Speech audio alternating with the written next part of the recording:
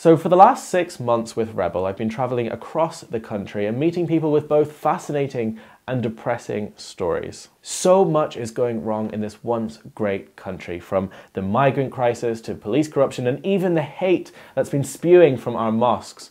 But across the pond, it all seems very different. The United States actually has a president that seems to care for his citizens. So I thought I'd speak to Pamela Geller and see why she thinks this huge disparity exists. She is the founder and editor of the Geller Report and president of the American Freedom Defense Initiative.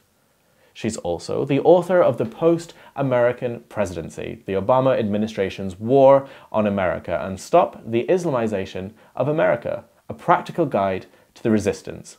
She's also an all-round amazing woman. We've had such a huge increase in terrorist attacks. We've had not just the last 4 that have happened, but 5 that have been foiled. I mean, where do you see all this sort of headed for this country? I think it's God awful. If you consider that a bomb designed for maximum carnage, for maximum pain, a bomb with nails and shrapnel and nuts and bolts to tear through children's flesh and bone, to maim and mutilate and dismember, if that was not the call, if that was not the woke call for the British people, I'd say you were done for. And it pains me because the idea of America being alone, and we have our own struggle in this. We have the same leftist Islamic alliance. We have the same thing, except that the Brits are 10 years ahead of us in this. But we see no real action. You do not see their failing mosques.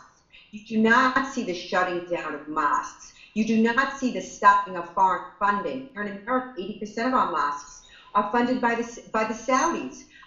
You do not see the shutting of Islamic schools that teach the misogyny, that teach Islamic Jew hatred, creed apartheid, gender apartheid, holy war, Islamic supremacy. The motivation, the ideology is the one thing that the elites in academia, in media, in culture, in entertainment, in music will not touch. And this is why the West is losing the war. Do you see any light at the end of the tunnel specifically for Europe? The only light I see at the end of the tunnel for Europe is Paris Builder, is Paul Weston. Yeah. Now, I've yet to see the people, really get behind these candidates. I understand the information battle space. I understand the war of ideas. And I also understand that the enemy has the biggest and most powerful weapons. They have the elite media, or as I like to call them, the end media, and culture.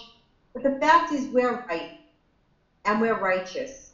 And I don't know how many kids have to die. I don't know how many people have to die. It was interesting to me to see the left spring into action in the wake of the Finsbury incident.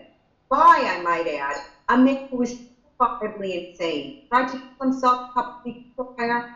He's tried to institutionalize himself. I mean, this is truly the definition of a madman. And yet, when Muslims scream Allahu Akbar and jam a knife into, let's say, it happened yesterday in America, the neck of a cop, the knee-jerk reaction is he must be mentally ill. So is the left saying that Islam is a mental illness? Isn't that Islam? Thanks for watching. If you like that and you want to see more, then click like and subscribe.